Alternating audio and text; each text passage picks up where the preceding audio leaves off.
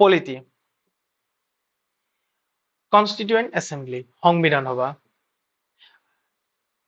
আমাৰ ভাৰতৰ সংবিধান সভাখন গঠন কৰা হৈছিলে 26 নৱেম্বৰ 1946 26 নৱেম্বৰ 1946 আমাৰ ভাৰতৰ সংবিধানখন গঠন কৰা হৈছিলে আৰু কেবিনেট মিছন প্লেনৰ আণ্ডাৰত আমাৰ সংবিধান সভাখন গঠন কৰা হৈছিলে under the scheme of the cabinet mission plan 1946 Indian Constituent Assembly was formed. যেতিয়া আমাৰ সংবিধান সভাখন গঠন কৰা হৈছিলে তেতিয়া আমাৰ টোটেল নাম্বাৰ অফ সিট আছিলে 389 টোটেল নাম্বাৰ অফ সিট আছিল 389 আৰু এই টোটেল নাম্বাৰ অফ সিটৰ ভিতৰত মেম্বাৰ ইলেক্টেড ফ্ৰম ব্ৰিটিছ ইণ্ডিয়াৰ পৰা যিকেইটা মেম্বাৰ ইলেক্টেড হৈছিলে সেয়াৰ সংখ্যা হ'ল 296 and member nominated by princely state মানে আপোনালোকৰ হ'ল যিবোৰ ৰজা মহাৰাজা সকলৰ অধীনত আছিলে তেনেকুৱা ষ্টেটৰ পৰা 93 মেম্বাৰ্স নমিনেটেড কৰা হৈছিলে আৰু প্ৰিন্সলি ষ্টেটৰ পৰা কোনো এজন ব্যক্তিয়ে প্ৰথমখন সংবিধান সভাৰ মিটিঙত পাৰ্টিচিপেট কৰা নাছিলে তো আমাৰ এই স্লাইডখনৰ পৰা দুটা কোৱেশ্চন আহিব পাৰে যে ভাৰতৰ সংবিধান সভাখন কেতিয়া গঠন কৰা হৈছিলে আৰু এনসাৰটো হ'ব 26 নৱেম্বৰ 1946 আৰু ভাৰতৰ সংবিধানখনৰ গঠনৰ সময়ত টোটেল নাম্বাৰ অফ সিট কিমান আছিলে তেতিয়া হ'ব এনসাৰটো 389 সো এই দুটা কোৱেশ্চনে ইয়াৰ পৰা আহিব পাৰে বহুত বেসিক্স হয় এন্ড বহুত টান নহয় আমি আপোনালোকৰ কাৰণে বহুত সহজ সৰল শব্দৰে আপোনাৰ কন্টেন্টখিনি বনাব যেখিনি আপুনি পঢ়ি ভাল পাব বুজি ভাল পাব তো নেক্সট স্লাইড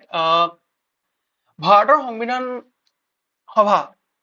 প্ৰথমখন মিটিং হৈছিলে 9 December 1946 December 9 1946 first meeting of constituent assembly আৰু এই সভাখনৰ যিমান কিটা সিট আছিলে তাৰে ভিতৰত কংগ্ৰেছে জয়ী হৈছিলে 208টা সিটত 208টা সিট কংগ্ৰেছৰ জয়ী হৈছিলে আৰু মুসলিম লীগৰ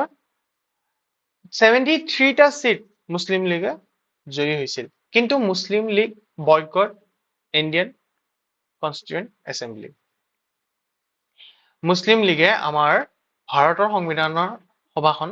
বয়কট কৰিছিলে যে আমি পাৰ্টিসিপেট নকৰো এন্ড প্ৰথম মিটিংখনৰ ভাৰতৰ সংবিধানৰ প্ৰথম মিটিংখনত 211 জন মেম্বাৰে এটেন্ড কৰিছিলে বহুত কেইজন মানুহে এটেন্ড কৰা নাছিলে 389 সিটৰ পৰা মাত্ৰ 211 জন মেম্বাৰেহে প্ৰথমখন ভাৰতৰ সংবিধান সভাত এটেন্ড কৰিছিলে এন্ড প্ৰথমখন ভাৰতীয় সংবিধান সভাত টেম্পৰাৰী প্ৰেসিডেন্ট হিচাপে ডক্টৰ সচিদানন্দক নিযুক্তি কৰা হয় কাৰণ ডক্টৰ সচিদানন্দ সেই সভাখনৰ আটাইতকৈ জ্যেষ্ঠ সিনিয়ৰ মেম্বাৰ আছিলে হেহে তেখেতক এজ এ প্ৰেসিডেন্ট হিচাপে তেখেতক নিযুক্তি কৰা হয় তাৰ পাছত পাৰ্মানেন্ট প্ৰেসিডেন্ট হিচাপে ডক্টৰ ৰাজেন্দ্ৰ প্ৰসাদ তেখেতক নিযুক্তি কৰা হয় এন্ড ভাইস প্ৰেসিডেন্ট হিচাপে আপোনালোকৰ এইচ.সি. মুখাৰ্জীক নিযুক্তি কৰা হয় and constituent adviser of the assembly sir B N. Rau আপোনালোকৰ নিযুক্তি কৰা হয় সো ইয়াৰ পৰা আপোনালোকৰ দুটা বা তিনটা কোৱেশ্চনে ম্যাক্সিমাম আহিব পাৰে যেনে প্ৰথমখন মিটিং ভাৰতৰ সংবিধানৰ প্ৰথমখন মিটিং কোনটো চনত কোন তাৰিখে হৈছিলে ডিসেম্বৰ 9 1946 ত হৈছিলে কিমানজন মেম্বাৰে এটেন্ড কৰিছিলে 211 মেম্বাৰ প্ৰথম ভাৰতৰ সংবিধানৰ প্ৰথমখন মিটিঙত এটেন্ড কৰিছিলে যদি এক্সামত আহে who is the first president of Indian Constituent Assembly and answer হ'ব ডক্টৰ ৰাজেন্দ্ৰ প্ৰসাদ কাৰণ এজ এ পাৰ্মানেন্ট প্ৰেসিডেন্ট হিচাপে ডক্টৰ ৰাজেন্দ্ৰ প্ৰসাদক নিযুক্তি কৰা গৈছিল যদি কোৱেশ্চনটোত থাকে টেম্পৰাৰী হিচাপে কোনজন প্ৰেসিডেন্টক আমাৰ সংবিধান সভাৰ টেম্পৰাৰী প্ৰেচিডেণ্ট হিচাপে নিযুক্তি কৰা হৈছিল তেতিয়া হ'ব ডক্টৰ সচিদানন্দ ঠিক আছে সো এইকেইটা বেছিক কুৱেশ্যন আহিব পাৰে বহুত ইম্পৰ্টেণ্ট হয় এই কুৱেশ্যন কেইটা সো আমি বৰ্তমান সময় জাষ্ট এইখিনি বস্তুৰ ওপৰতে ফ'কাছ কৰিম যে কি প্ৰথমখন মিটিং কেতিয়া হৈছিলে 9 ডিচেম্বৰ 1946 এণ্ড 211 জন মেম্বাৰে এটেণ্ড কৰিছিলে টেম্পৰাৰী প্ৰেচিডেণ্ট হিচাপে ডক্টৰ সচিদানন্দক নিযুক্তি কৰা হৈছিলে এণ্ড পাৰ্মানেণ্ট প্ৰেচিডেণ্ট হিচাপে ডক্টৰ ৰাজেন্দ্ৰ প্ৰসাদক নিযুক্তি কৰা হৈছিলে তো এই দুখন শ্লাইডৰ পৰা মিনিমাম আপোনাৰ 5টা কুৱেশ্যন মিনিমাম হ'ব পাৰে এণ্ড প্ৰথমটো কুৱেশ্যন হ'ল ভাৰতৰ সংবিধান সভাখন কেতিয়া কোন তাৰিখে গঠন কৰা হৈছিলে 26 November 1946 total number of seat যেতিয়া আমাৰ ভাৰতৰ সংবিধান সভাখন গঠন হৈছিলে তেতিয়া টোটেল নাম্বাৰ অফ সিট কিমান আছিলে তেতিয়া হ'ব এনসাৰটো আপোনাৰ 389 এণ্ড সেকেন্ড স্লাইডখনৰ পৰা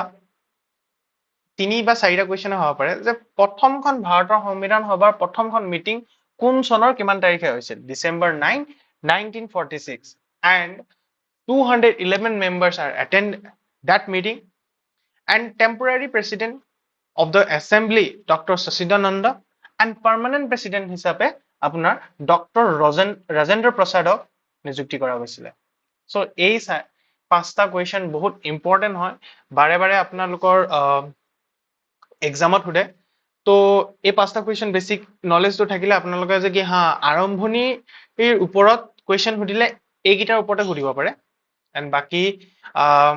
আগলৈ আমি চাম কেনেকে গঠন হৈছিলে আপোনাৰ কনষ্টিটিউশ্যনত কি আছে ভাৰতৰ সংবিধানখন কেনেকুৱা কি বস্তু হয় তো তাৰ বিষয়ে আমি নেক্সট ভিডিঅ'ত আমি আপোনালোকক সকলোবোৰ বুজাম নেক্সট ভিডিঅ' আপোনাৰ অলমষ্ট পলিটিৰ ওপৰত 20টা হ'ব টোটেল ভিডিঅ' 20টা ভিডিঅ'ত আমি কমপ্লিট পলিটি আমি কমপ্লিট কৰি দিম